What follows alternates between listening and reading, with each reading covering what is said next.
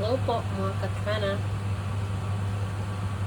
So, ngayon we will cook the gizzard na may parang ketchup.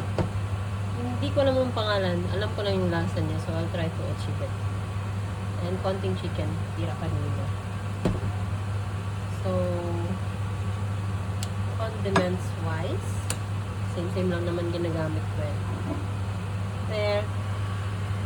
Ginger, garlic paste, sili, sibuyas, bay leaves. And ito, durog. And buo. Asin.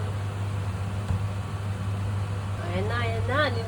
Lilipad na po. Tignan natin. Charot.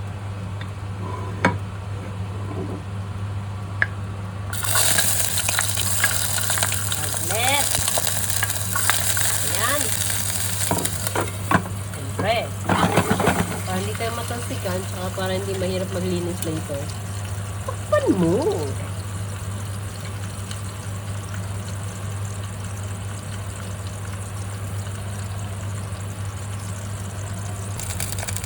Now, para mas lalo pang tumalsik, diba?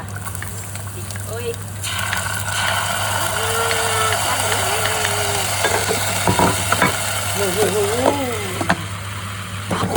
Diba? Wala naman nakakita, wala namang tumatawa sa akin dito kasi ako lang tumagisa. Nagtatawa lang yung sarili ko. Sarap. Kaya ko to. Asik pa more.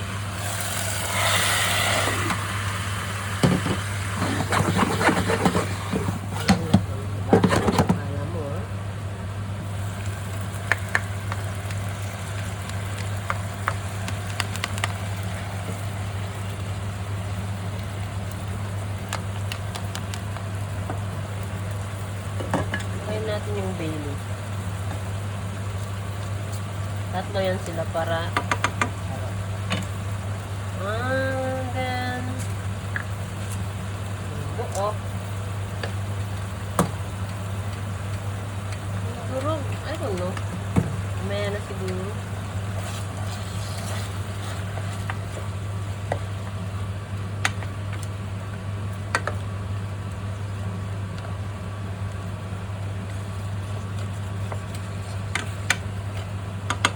Lang dito asin. Push natin ng asin. Ayan natin maluto ng konti yung chicken. Saka natin lagay yung gizzard. Halo.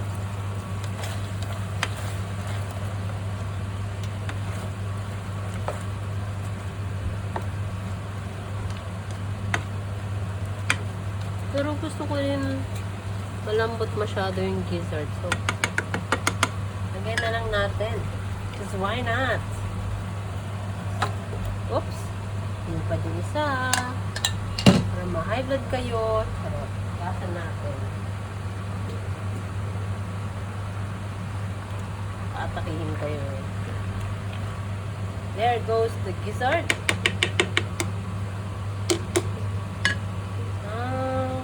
Let's put salt again.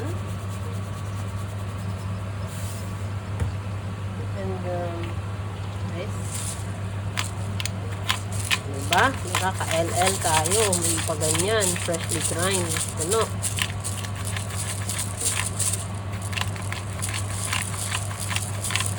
Ilang pa yan. May ano. Hindi ako pinapasok. And then, lagyan natin ng tantananan. Suka. Ito talaga actually yung magdadala sa kanya. Kasi nalasahan ko yun, ano eh. Masuka siya. Na sweet. And sweet and sour. Basta ganun. Kung ano man yun. Siyempre, may UFC tayo. Baka expired na, hindi na ka na malaman. Narinig ba kayo? Wala, diba? Ano doon? Lagyan natin ng tuyo.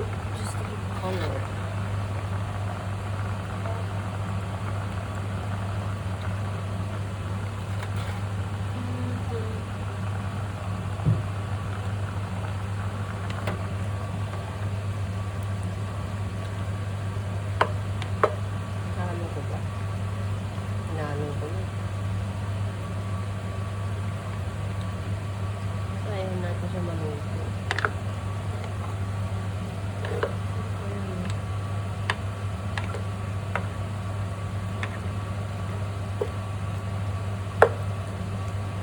i-achieve natin yung color orange siya. Pwedeng hindi. Anong bare minimum dito? Turn tayo na tayo. Dapat nang demanding tayo. Alam ko na. Then I put this. Powder lang naman yan. Parang mag-color ano. Ganun.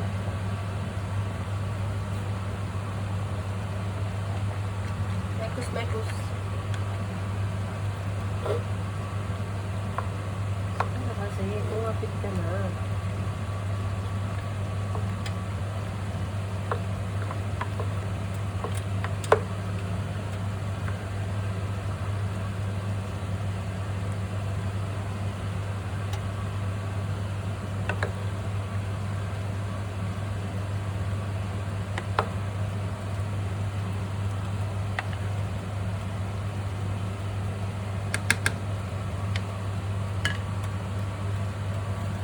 It's sama. Mekos. Eh.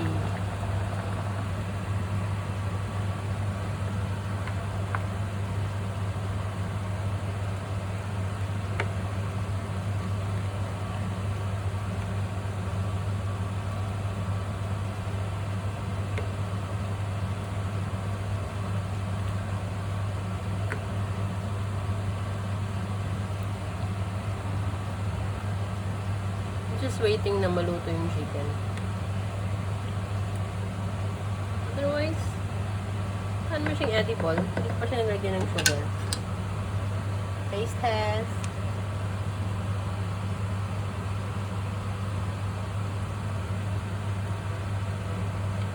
Gusto ka nung ka-sour.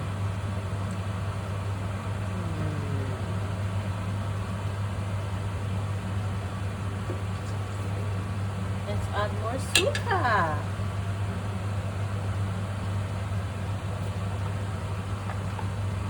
Maasin kasi yung natikman ko.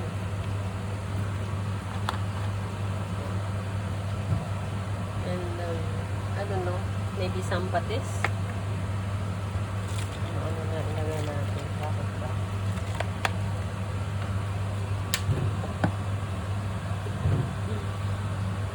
Yan na rin natin ng asukal.